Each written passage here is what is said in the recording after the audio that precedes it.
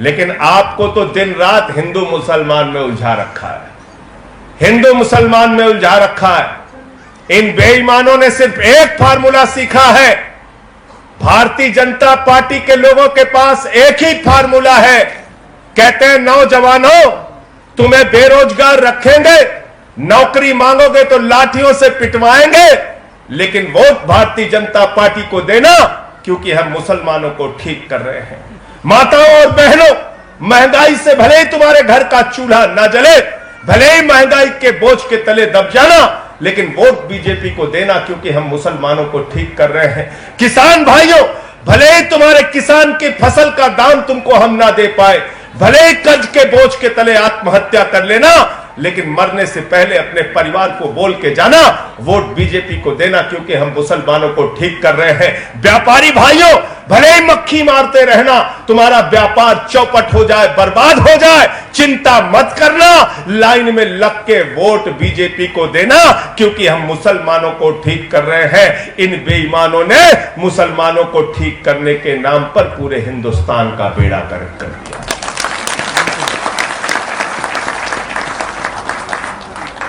कर दिया कि नहीं कर दिया? और ऐसा भांग पिला दिया, ऐसा नशा करा दिया, ऐसा जाति धर्म का नफरत का माहौल हिंदुस्तान में पैदा कर दिया कि हमारे देश का प्रधानमंत्री, मुझे शर्म आती है, स्कूल की, अस्पताल की, सड़क की, बिजली की, पानी की बात नहीं करते। सभाओं में जाते हैं तो जनता से पूछते हैं, बताओ अगर गांव गांव में कब्रिस्तान होता है तो शमशान होना चाहिए कि नहीं होना चाहिए? बताइए।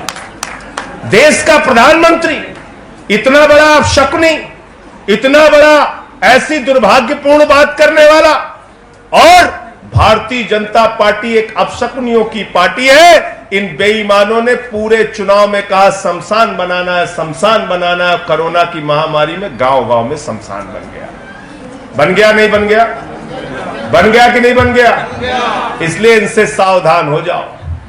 बरेली में जनक प्रसाद जी क्या है, एक सुरमा मिलता है, उस पर लिखा रहता है नक्कालों से ममीरे का सुरमा, लिखा रहता है कि नहीं है? तो हम तो इनको कहते हैं राजनीति के लकड़ सुंगा है लोग।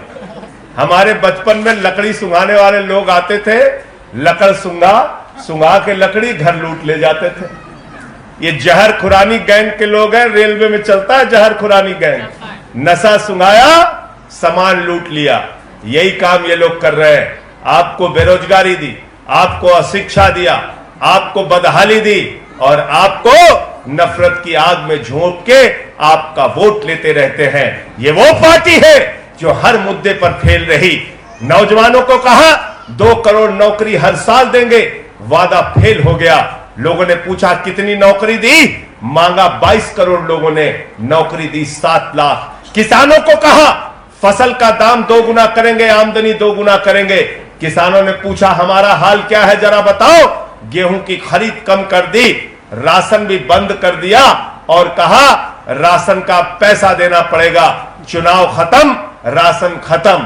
कहा व्यापारियों आपको राहत देंगे टैक्स के नाम पर, जीएसटी का, वैट का, कि टैक्स का बोझ आपके ऊपर लाद दिया। महंगाई देश के अंदर बढ़ा दी, डीजल का, पेट्रोल का, आटा का, दाल का, चावल का, गैस के सिलेंडर का सारा दाम बढ़ा दिया। और तो छोड़ो, कैंसर की दवा का, किडनी की दवा का, टीबी की दवा का, हार्ट की दवा का दाम बढ़ा दिया इन बेईमानों ने। तो आज मैं आपसे पूछना चाहता हूं, किस ट्रेन पे बुलेट ट्रेन चलती है, किस रूट पे चलती है बुलेट ट्रेन? पूछो कितने लोगों के खाते में 15 लाख आया? कहां गया काला धन? अरे काला धन, तुम कहते थे हम काला धन लाएंगे, आज तो स्विट्जरलैंड की बैंक में काला धन 2 गुना हो गया।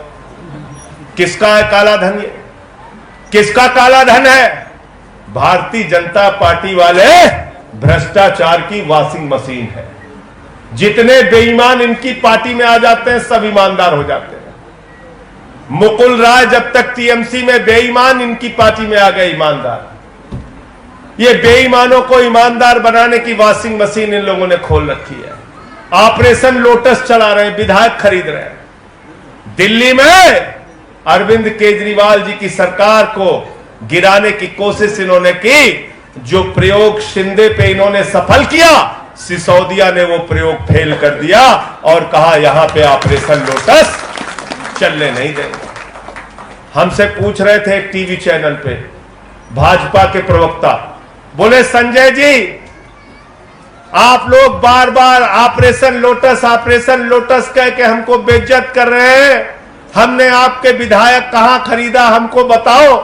हमने कहा भाई हाफिज सईद अगर ये पूछे कि हमने आतंकवाद कहां किया हमको बताओ, तो ये तो वही बात हो गई। चोर अगर पूछे भैया हमने चोरी, मतलब यहां पे आप चले जाइए किसी थाने में, अगर पूछिए इस इलाके का चोर कौन है तो उसका नाम लिखा रहता है कि नहीं लिखा रहता है? लिखा रहता है ना, लिखा रहता है कि नहीं लिखा रहता है? तो विधायकों की किडनैपिंग का धंधा हिंदुस्तान में अगर बच्चे से पूछा जाए कौन चलाता है तो क्या कहेंगे लोग? क्या कहेंगे? जोर से बोलिए। मैंने कहा भाई आतंकवादी, चोर, डकैत और माफिया, गब्बर सिंह कहे कि हमने बताओ डकैती कैसे की। हमने कहा तुम लोग तो बहुत भोला बालक हो, तुम कह रहे हो हमने, संजय सिंह जी हमने महाराष्ट्र की सरकार कैसे गिराई हमको बताइए। हमने कैसे गिराया अरुणाचल की सरकार, कैसे गिराया उत्तराखंड की सरकार, कैसे गिराया कर्नाटक की सरकार, कैसे गिराया मध्य प्रदेश की सरकार। मैंने कहा तुम लोग सीरियल किलर हो, यानी कि हत्या करने की सुपारी लेते हो, सरकारों की हत्या करते हो तुम लोग,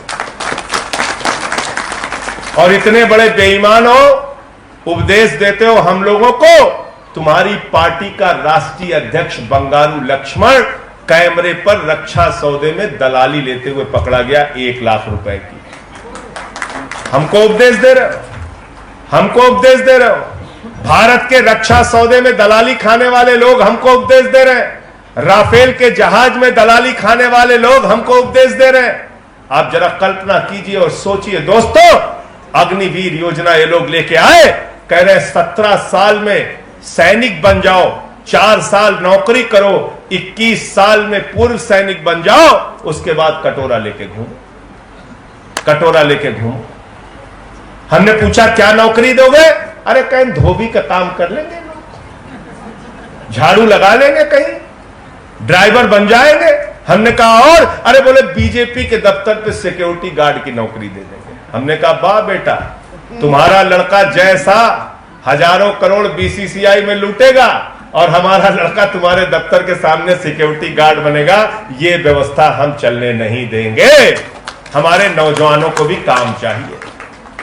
और एक बात मैं आपसे और कहना चाहता हूं, पश्चिमी उत्तर प्रदेश के लोग भारी संख्या में सेना में है कि नहीं है ना? तो एक सवाल पूछिएगा, गांव गांव में जाइए और पूछिए, बुजुर्गों से पूछिए, माताओं बहनों से पूछिए, जिनके बेटे सीमा की सुरक्षा करते हुए अपने प्राणों की आहुति देते हैं, उनसे पूछिए, उनसे पूछिए जो -50 डिग्री टेम्परेचर में सियाचिन के अंदर और +50 डिग्री टेम्परेचर में जैसलमेर में जाकर भारत की सीमाओं की रक्षा करते हैं, उनसे पूछिए। एक सवाल पूछिएगा संजय सिंह की तरफ से, अगर 34,000 सैनिक हर साल कम होंगे तो 20 साल में भारत की सेना आधी हो जाएगी, और अगर भारत की सेना आधी हो जाएगी तो हमारी सीमाओं की सुरक्षा कौन करेगा? अगर भारत की सीमा की सुरक्षा नरेंद्र मोदी नहीं कर सकते तो मैं ऐसा मानता हूं भारतीय जनता पार्टी ने भारत की सीमा के साथ, भारत माता के साथ गद्दारी करने का काम किया है। गद्दारी करने का काम किया है कि नहीं किया? बताओ। हमारी सेना को ही आधा कर दे रहे हैं। कह रहे हैं 46,000 भर्ती करेंगे, 25% रखेंगे, 34,000 बाहर कर देंगे। आप बताओ मुझे, है कि नहीं है कि नहीं? इसलिए इनसे सावधान हो जाओ। मैंने जो कहा ममीरे का सुरमा, उस पे जो लिखा रहता है नक्कालों से, अपने घर पे बाहर बोर्ड लिखा लगा दो सब लोग, नक्कालों से, नक्कालों से ये सावधान हो जाओ, इनसे सावधान हो जाओ, क्योंकि ये बड़े बेईमान लोग हैं। 6.5 लाख करोड़ की भारत की संपत्ति बेच रहे, रेल बेच रहे, सेल बेच रहे, कोल इंडिया बेच रहे, बीपीसीएल बेच रहे, सड़क बेच रहे, बिजली बेच रहे, पानी बेच रहे, LIC बेच रहे, बैंक बेच रहे, पूरा हिंदुस्तान बेच रहे। अगर सरकारी कंपनियां ही नहीं बचेंगी तो आरक्षण किस बात का बचेगा? और जब मैं अब आरक्षण की बात कर रहा हूं तो सिर्फ पिछड़े और दलित की बात नहीं कर रहा हूं, अब तो सवर्णों के लिए भी आरक्षण हो गया। हो गया नहीं हो गया? कैसे पाओगे आरक्षण? मोदी जी तो सब विभाग बेच रहे हैं, सब विभाग बेच रहे हैं।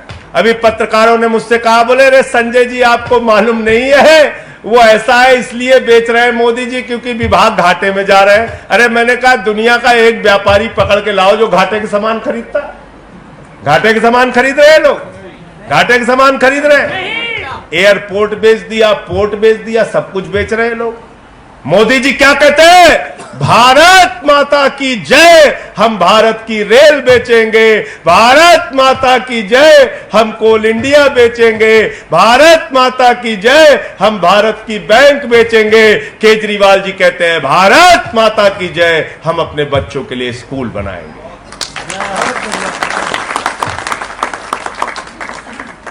हम अपने बुजुर्गों के लिए अस्पताल बनाएंगे।